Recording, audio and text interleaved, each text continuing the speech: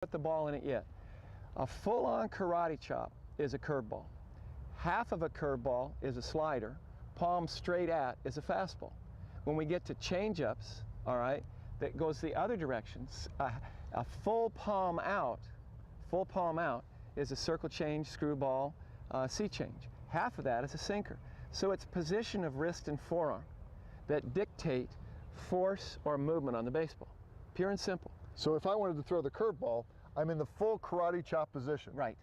Now, the ball, is it out in my fingers as much as it is in the fastball? It belongs to you because it's going to leave, Gary. It's going to leave. Let me have the baseball real quick. It's going to leave the longest finger on your hand, no matter what you do, last. Mm-hmm. No matter how you grip it, to throw a round object for a strike, it has to leave the middle finger last. Now, what you're doing in the full-on karate, get your grip, the grip that you feel comfortable with. What you're doing is letting it release, and it's going to roll, all right? It's going to roll with this kind of, for your arm slot, kind of a 1 to 7 rotation, and that is the angle that the ball is going to break in.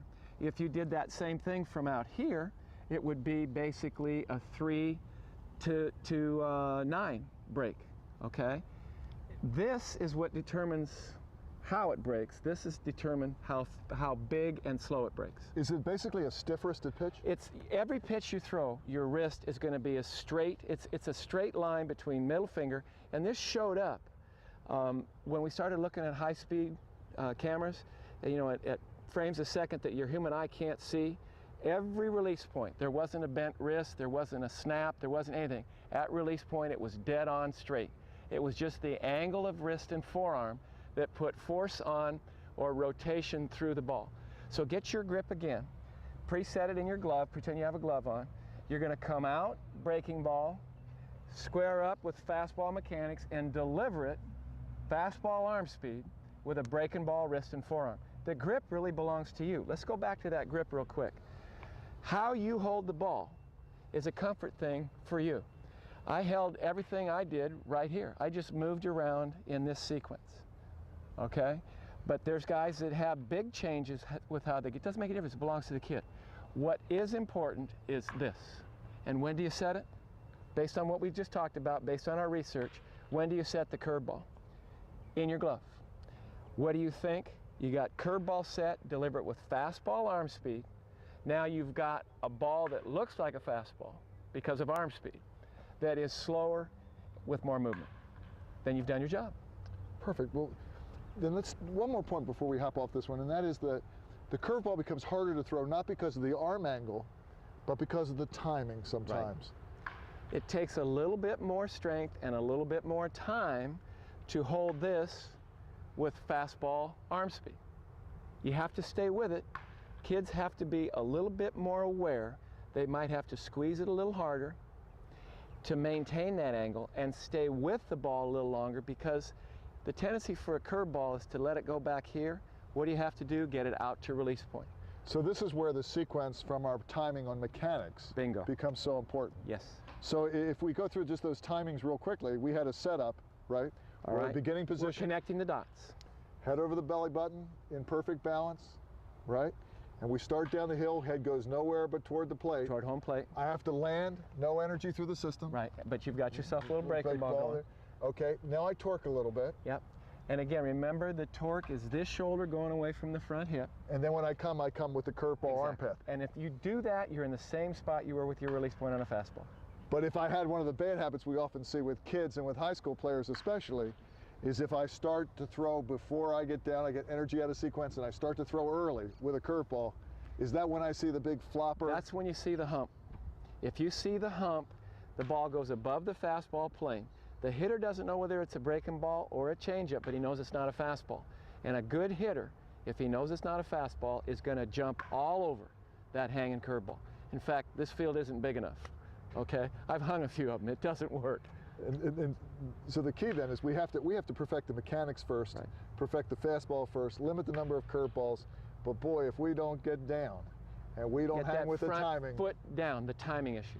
And so instead of worrying, maybe as a youth coach, instead of worrying so much about the arm angle and throwing the curveball, we've got to make sure we get the proper mechanics, then the proper arm angle. Say that again, because that's huge. Proper mechanics, proper arm angle. And if you have enough functional strength, another video, and you watch the pitch totals. Remember, we're going to throw 3-to-1 fastballs over curveballs. Then you've got a chance to learn how to throw a curveball safely, master it, and pitch at a higher level.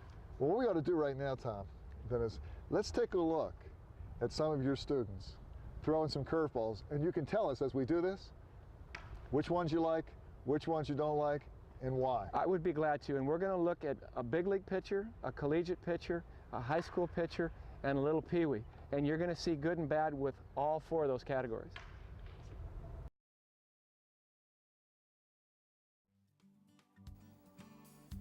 Now we're going to have a look at a couple peewees first here. These are 2 10-year-olds throwing curveballs. Remember that glove determines release point. We're looking for the same exact release point as on a fastball. Head only goes forward, the glove firms up, and there's a quality curveball from a 10-year-old. That's not bad at all. Now, we're going to look at a poor curveball here, and there's a reason for that. Remember, glove determines release point.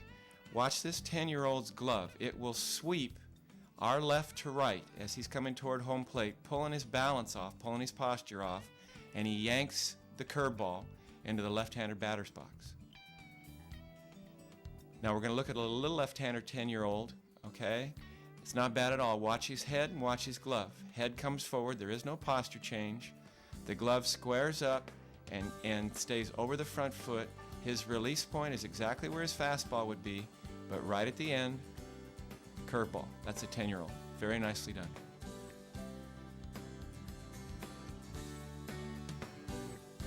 Now we're looking at a high school kid, left-hander.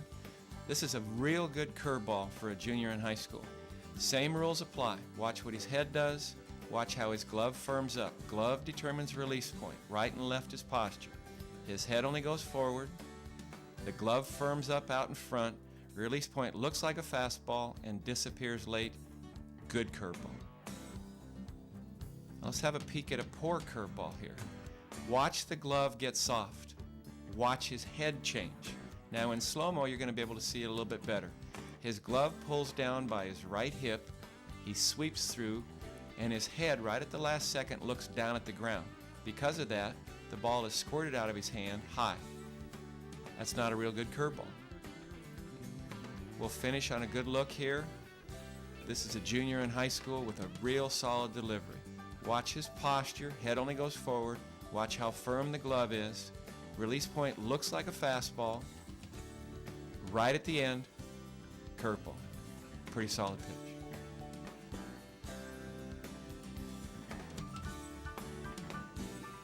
Now we're going to look at a couple college pitchers.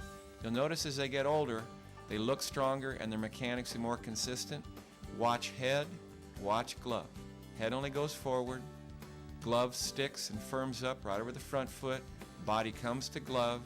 Release point looks like a fastball, becomes a curveball. Very nicely done. Now this is an example of one that gets away from it. All right, that ball squirted. Now it was on line, his posture was good, but watch his glove. As he squares up, his glove sweeps through where it should firm up, ends up down by his right hip, and the ball squirts on him. He keeps that glove out in front, it's a much better pitch. Here's another college pitcher. Watch head, watch glove. Now this youngster does something a little different than most, but a lot of big leaguers do it. He finishes with his throwing hand going over his glove side. Doesn't make any difference. Andy Pettit does this on the major league level. Head goes forward, glove firms up, release point looks like a fastball, right at the last second breaking ball. There's some quality curveballs and why. Pro guys. Notice the head goes